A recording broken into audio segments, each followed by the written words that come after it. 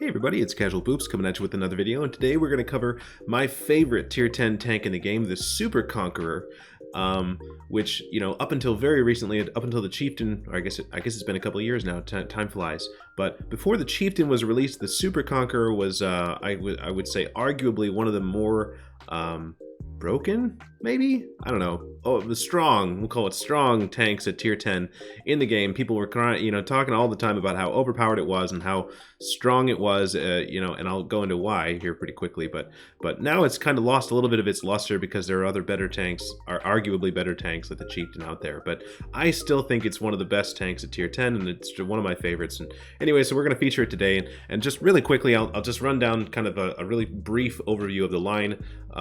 Starting at tier 5, so tier 4 is technically a medium tank. It's the Matilda. If you want to club some baby seals, the tier 4 is actually really good. The Matilda is a medium tank, but it plays like a heavy tank. Throw a turbo on that thing and go club some seals. Churchill 1 is trash. Churchill 7 is trash. Black Prince is trash. The A45 is trash. The TOG is a meme, but also very bad. The Excelsior is very bad. These are all not good stuff. The Carnarvon, I think, is actually excellent. The Carnarvon Action X is, I like it a lot. I think it's okay, but it has low alpha. The Conqueror, I think, is excellent. It plays a lot like the Super Conqueror. It's a lot like the Carnarvon. You know, go hold down and beat face. And then, of course, you have the Super Conqueror, which is excellent. And then, you know, all these various Chieftain things. This is the FV215B that you can get from the Bond Shop, which is not very good anymore. I think there was a time when it was, you could say that this was really good tank and worth playing and stuff, and now I don't think that I would spend 10,000 bonds on it, but it exists. That also exists. The rest of these things haven't been released. You know, this is the one that's in the, I think this is the one that's in the game. This is just modeled, and this hasn't been released, even though it's been in the game files for like years. It's driving people crazy. Anyways, onto the tank itself, the Chieftain. Okay, oh sorry, the Super Conqueror.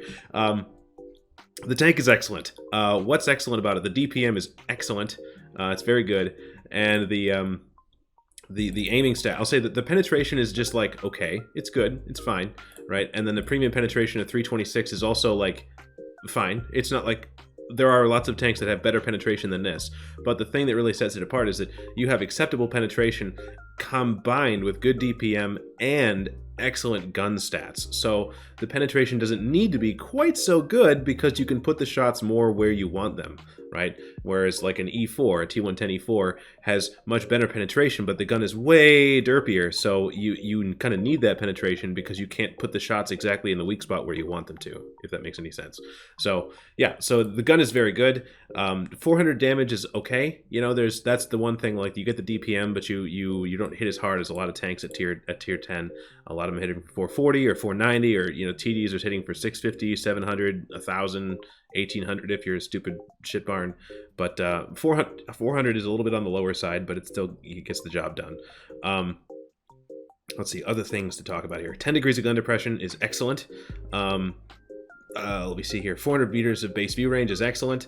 The crew layout is the same as the the tier 8 and the 9. So you get the radio man on the loader, which means that once you've got your repairs and BIA and maybe save stowage, then you can start doing some view range skills. So I like this layout because it takes some of the stress off the commander.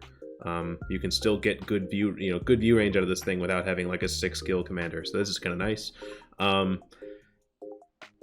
Let's see, other good stuff. I would say, like, the armor is good, but we'll get to that.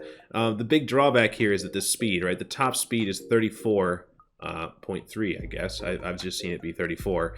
And so for that reason, the turbo has been kind of a godsend with this. The way I have mine laid out with a turbo, a rammer, and then optics, just because that's getting the spotting assistance has really helped me do the 3 marking things. But honestly, for most people, what I would recommend is vents in the improved slot, and then you got your rammer, and then probably the turbo, just because turbo, do it. Because the difference between 34 and 38 doesn't sound like a lot, but when you're trying to like flex around the map, that can be the difference between getting the last few shots of damage or getting back in time to reset cap and not doing those things. And then yeah, once you're brothers in arms and you got a pretty good crew and so on, and if you're running food, you can really easily get this 3500 DPM. Like this is why I love the tank. It's got a laser beam for a gun and it's got 3500 DPM. And so there are people out there that are going to say, oh, you should take the turbo off and run a vertical stabilizer. And so that changes your turret traverse from 0.9 to 0.7, which is better, but like I'd rather get to the fight faster, personally. Like, this is debatable, right? And there are people that are going to say that this is the way, and they're not wrong. This is more just my personal preference of I like to play it a little more flexy and kind of make up for some downsides, as opposed to making this as good as it can possibly be when it's already pretty darn good the way it is. So play with this. Let me know what you guys think. I can see both sides of this argument, or maybe taking vents off and throwing a V-stab on there.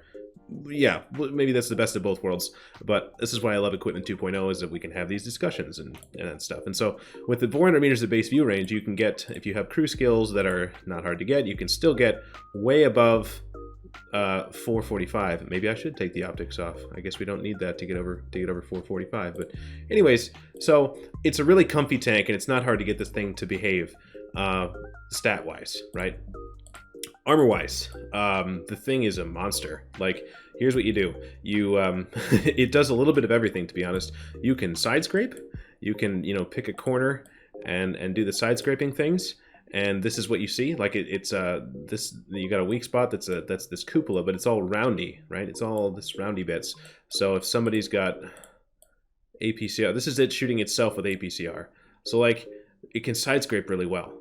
It can also, of course, with the gun depression, even if you're not using all the gun depression, it can go hull down really well. But you've got the lower plate here, which is weak, and then of course this, which I'll talk about. So the places to shoot these things, you see these things on a ridgeline, and you're like, oh my god, what do I do about this?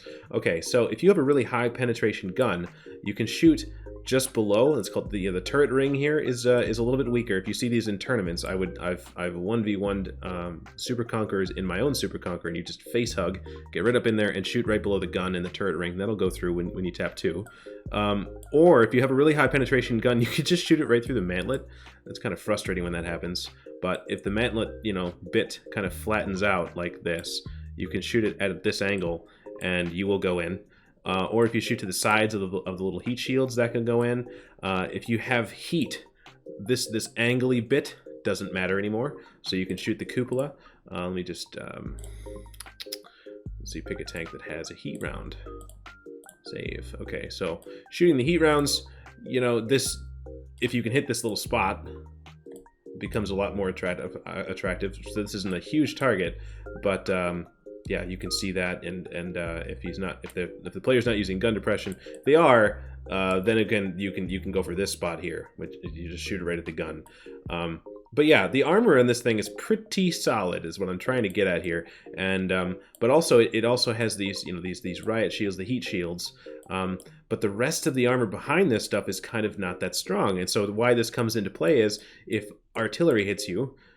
The way our HE calculations are done, it talks about the raw thickness of things that are nearby. So because this, like the engine deck, the part above, which let's just turn this off so you can see it a little bit easier. This part here, what I'm trying to get at here is the Super Conqueror doesn't do very well against HE because the armor isn't thick. It's just well placed, right? The spaced armor behaves well and so on, but the armor, it's not just like a big slab of armor, so it doesn't do very well against HE. So not that I'm advocating for HE spam, because I hate when people do that shit, but here we are. It does work okay against the Super Conqueror, so bring on the noise, I guess.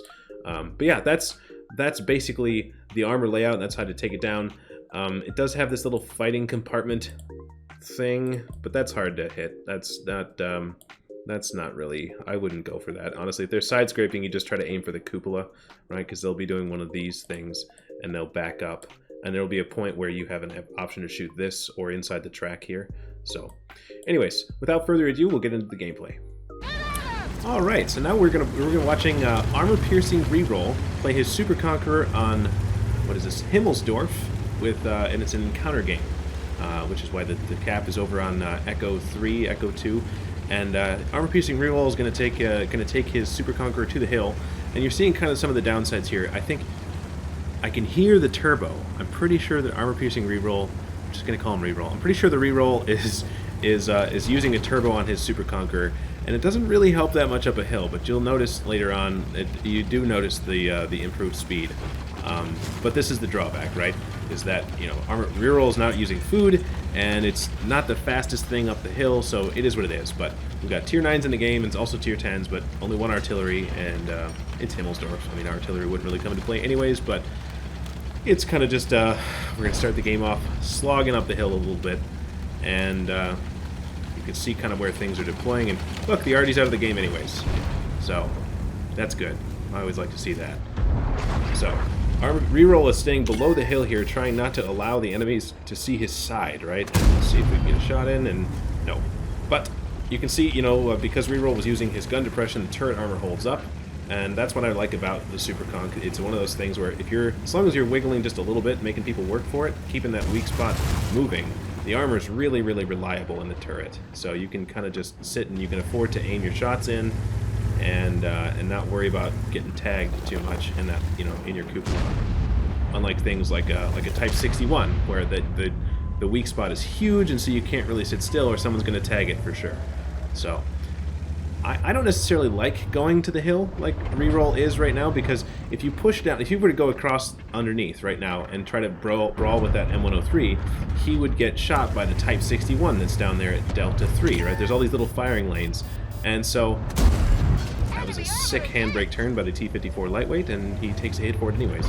But anyways, it's one of those things where it's easy to get shot, and it's not easy to shoot the people shooting back at you. So a lot of people, I see people making the mistake where they get themselves kind of in a little bit of a crossfire, like it's like a fishbowl. You're down there and then you're stuck. And so I don't like going to the hill because it's kind of awkward like that. But you know, here we are, and so we'll just try to make, you know, see what reroll does. Takes the hit that I was worried about, and there it is from the Type 61. But we can't quite see it. We can't turn because we're in a crossfire from this M103. But luckily we can shut him down. And now, since we seem to have done okay on the hill, now we have these free farming shots on the 257 and everybody in the courtyard, right? Because we have the hill, we can own the courtyard. That's how map control works. The concept of map control, right? And so this T-54 lightweight needs to not be there because you're going to get shot. And we'll see if we can get this stuff. Reroll is, oh my god, look good to me, but oh well, physics. So this is the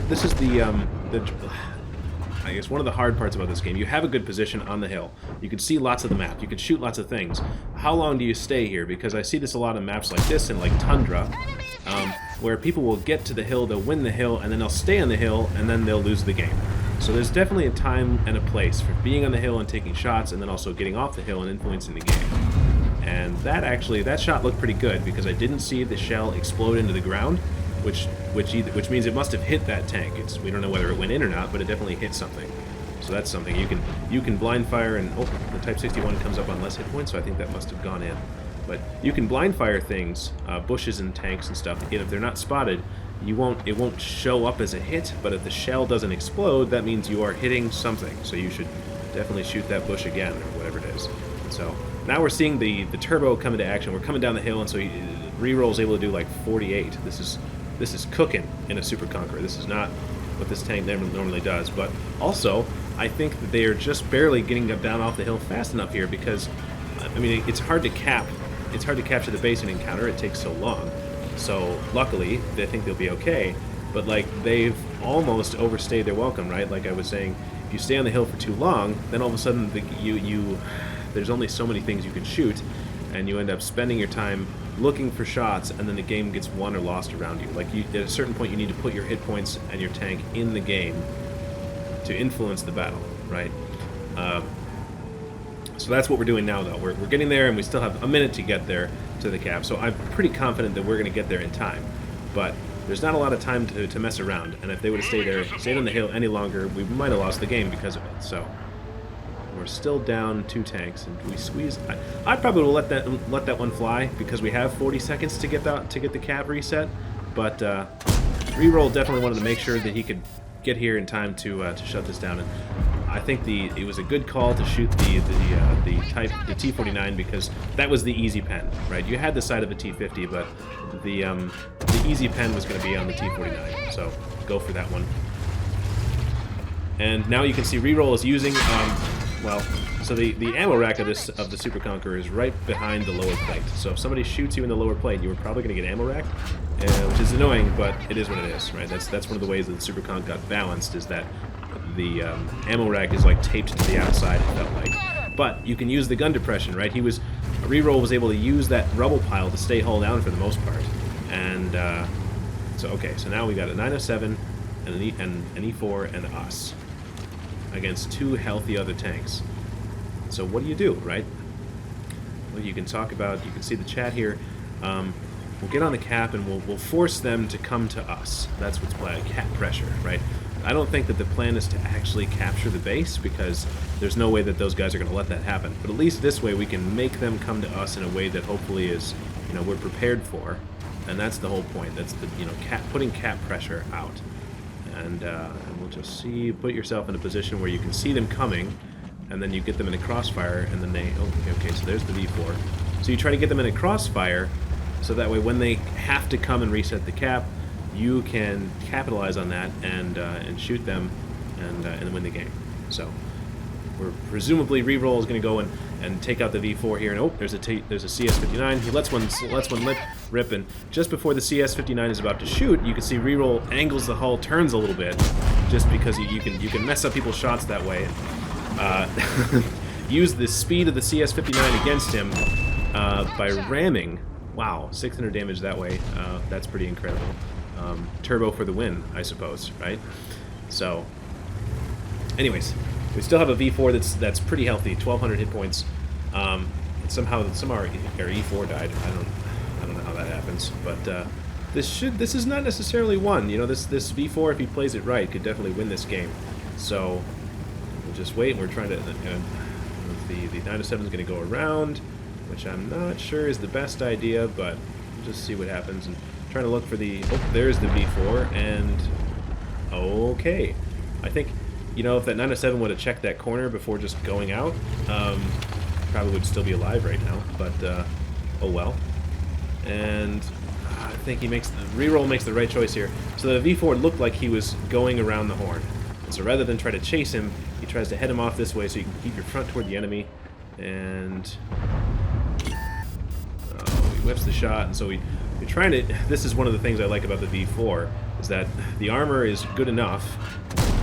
Okay, so that's sketchy. The armor on the V4 is good enough that you have to aim, and so reroll messed up his shot because he had to aim for a tiny little spot right away. And why I said that was sketchy is, I don't know, Big Bad Wolf 99, maybe he's just got god tier reflexes, but I don't know if you saw that. When reroll shot the tracks off of that V4, that guy repaired the tracks instantaneously. Like, I don't know who's, you know, like I said, god tier reflexes he has, but that seemed a little fishy to me. But anyways, wow, reroll ends up taking the shot and getting the cupola shot just to win the game. If he would have missed that shot, I think that the V4 would have been able to reload in time to shoot reroll again, and that probably would have been the end of the game. So congratulations to Armor Piercing Reroll, and good job clutching the win, even against somebody who may be cheating. I'm just gonna throw that hot take out there. That was those mods that do that are, I don't think they're allowed. Unless they are. I don't know. Either way, maybe they are allowed, I guess. I shouldn't just, you know, haul off and say that somebody's cheating. But anyways. So at the end of the game, Armor Piercing Reroll ended up picking up 8,092 damage and 4 kills, which ended up getting a high caliber and an ace tanker, which is 1,290 base XP, and also ended to turn a profit of about 60,000 credits. I think some of that, the personal missions and so on, so probably about, what is that, math, about 40,000 of that was missions and stuff, but, you know, making credits at tier 10 is still pretty hard to do, so congratulations to Armor Piercing Reroll, and yeah, good win, man. Thanks for sending in the game, and yeah, I hope you guys watch this, or I'm sorry, hope you enjoyed this replay, and if you did, I guess, yeah, subscribe to the channel. We're going to be doing all kinds of stuff like this, and tank replays and things, and there'll be more stuff like this. You'll see the next one right away. So anyways, that's it guys. Thanks for watching, and we'll see you on the next one. Okay.